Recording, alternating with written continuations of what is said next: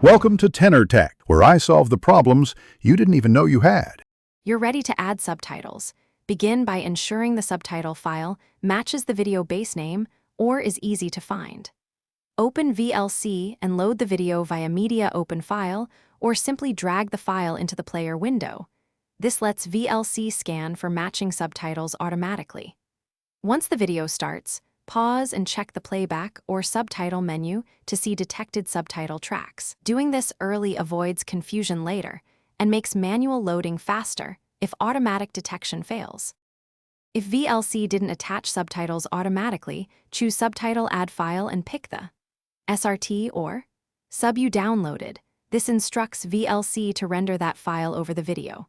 Once visible, test timing. If dialogue is early or late, use Tools Track Synchronization to nudge the subtitles forward or backward until they match speech. Small adjustments matter. If characters look garbled, reload the subtitle, choosing the correct character encoding under subtitle options.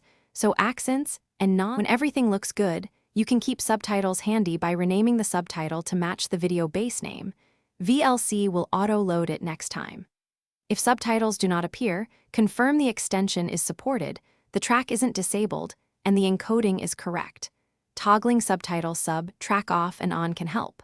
For stubborn timing mismatches, open the subtitle in a simple editor or a subtitle editor to retime lines, or find an alternative file with closer sync to the release you have. Thanks for watching. Subscribe to keep your life in tune.